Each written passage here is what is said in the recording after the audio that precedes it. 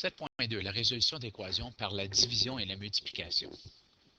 Alors, dans cette leçon, on va voir qu'on a des équations où la variable est multipliée à un chiffre.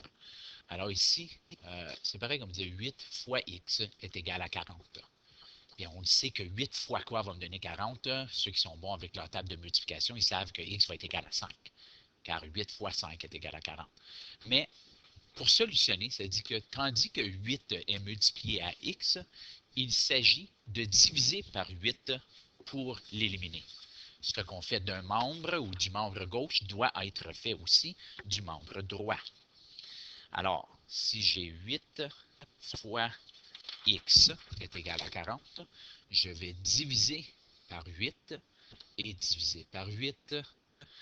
8 divisé par 8, c'est 1. Alors, 1x, puis vous savez, quand c'est juste 1, on n'est pas obligé de le mettre. Puis ensuite, 40 divisé par 8, x est égal à 5.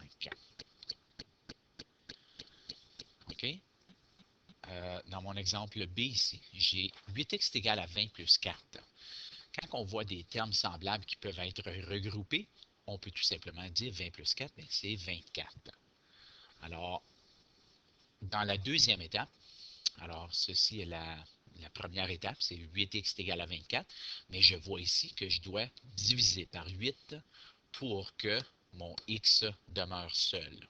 Alors, 24 divisé par 8, x est égal à 3. Dans l'exemple 2a, tandis que x est divisé par 2, il s'agit de multiplier par 2 pour l'éliminer.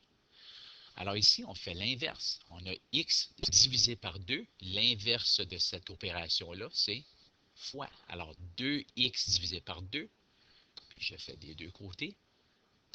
Si j'élimine ceci, ça va me rester avec x égal à moins 5 fois 2. Alors, c'est ce qu'on voit ici. Ceci est annulé. Alors, 2 divisé par 2, c'est 1, que je vais écrire ici, mais vous savez que ce n'est pas nécessaire. Puis, moins 5 fois 2, x est égal à moins 10. OK. Dans l'exemple 2b, x sur 3 moins 3 est égal à 6. Lorsqu'il y a plus d'un terme à envoyer de l'autre côté de l'équation, il faut faire l'inverse de l'ordre Pedmouse. Ici, il s'agit d'additionner ou d'éliminer mon moins 3 ici, avant d'aller faire la multiplication pour éliminer l'autre 3. Alors, tandis que j'ai moins 3 ici, je vais faire plus 3 et plus 3. Alors, ceci s'élimine et ça m'amène à cette étape. X sur 3 est égal à 6 plus 3 ou x sur 3 est égal à 9. Maintenant que je vois x est divisé par 3, l'inverse de la division, c'est la multiplication que je dois faire des deux côtés. C'est ce qu'on voit ici. Alors, mon 3 divisé par 3, ou 3 fois x divisé par 3, c'est la même chose que diviser tout de suite. 3 divisé par 3, c'est 1. Alors, il me reste x sur ce côté de l'équation. X est égal à 27.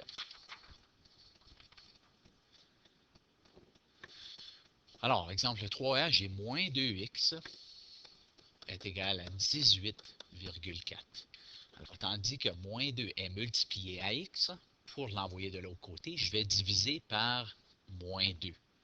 OK? Alors, parce que c'est le négatif 2 que je vais envoyer de l'autre côté.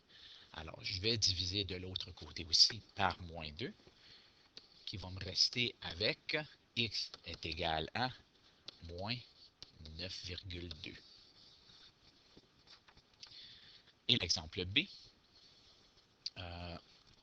moins 3x plus 2. Alors, je vais tout réécrire. Moins 3x plus 2 est égal à 8,2. À cause qu'il y a plus qu'une chose à envoyer de l'autre côté pour isoler mon x, je vais faire l'inverse de Pedmouse, qui est les additions-soustractions. Donc, moins 2 et moins 2. Moins 3x est égal à 8,2 moins 2, qui est 6,2. Moins 3 est multiplié à x, donc l'inverse est la division. Divise par moins 3 des deux côtés. X est égal à moins 2,06 périodique. Encore là, plusieurs problèmes à faire aux pages 348 et 349 pour bien pratiquer ce concept.